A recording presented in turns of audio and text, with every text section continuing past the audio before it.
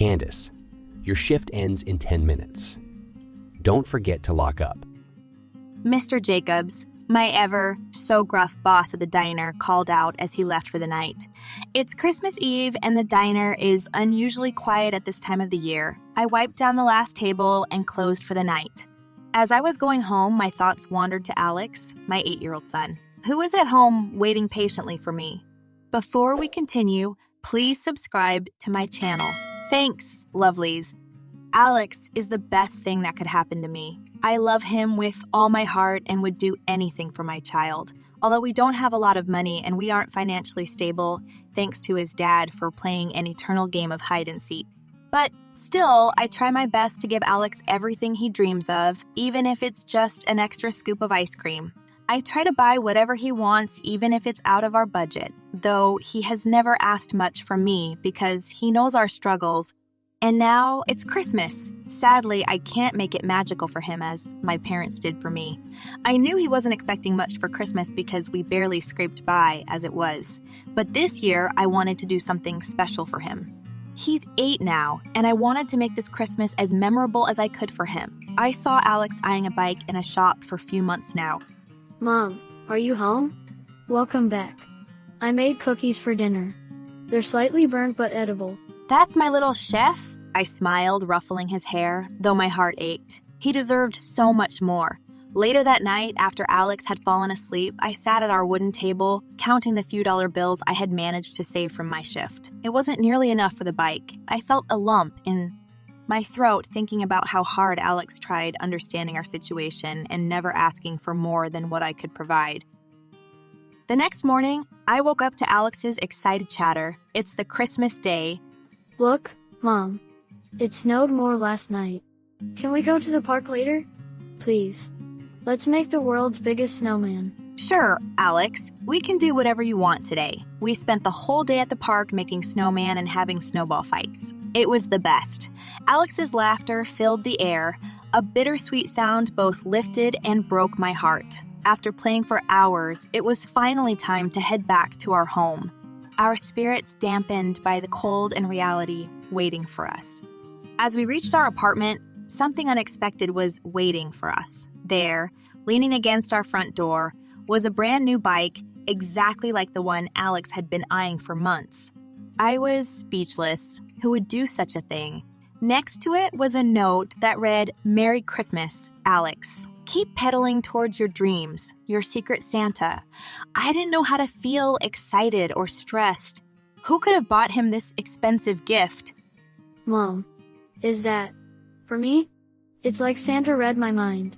Alex's eyes were wide with disbelief. I nodded, equally stunned. He ran to the bike, his face lit up with the brightest smile I'd seen in a long time. Thank you, Santa, he shouted, looking up at the sky. That night, as Alex slept soundly beside his new bike, I couldn't help but wonder who our secret Santa was.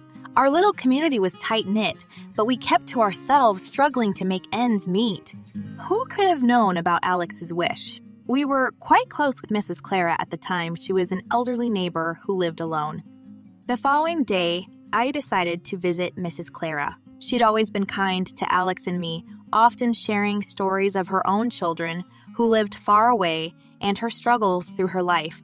We became close because of Alex. As I handed her a plate of cookies, her eyes twinkled. That bike brought the biggest smile, didn't it? I paused, a realization dawning on me. Was it you, Mrs. Clara? I asked, my voice barely above a whisper. She simply smiled and patted my hand. Everyone deserves a Christmas miracle, dear, especially the ones who never had it in their lives before.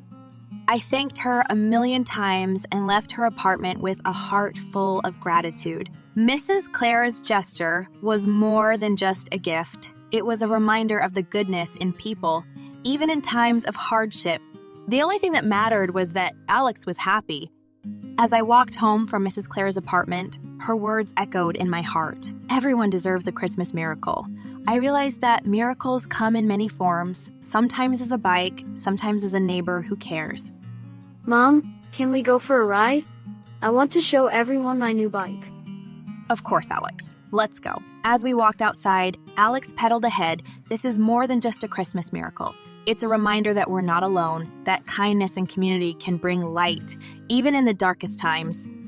Look, Mom. Mrs. Jenkins is waving at us. Mrs. Jenkins, another neighbor, stepped out holding a tray of homemade cookies. Merry Christmas, Candace, Alex. Come have some cookies. They're fresh from the oven. As the day ended, I realized this Christmas had given us more than just a physical gift. This was the best Christmas ever, Mom.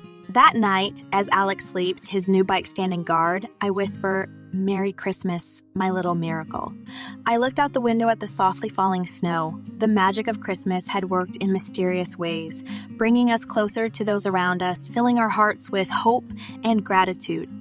Merry Christmas, Alex. Merry Christmas, world. Then, a week after Christmas, another unexpected turn of events came our way. Mr. Jacobs called me into his office at the diner. Candace, I've noticed your hard work and dedication. I'm offering you a full-time position with a better salary. You've earned it. I was speechless, tears of joy welling up in my eyes. This was the break we needed, a chance to have a more stable life.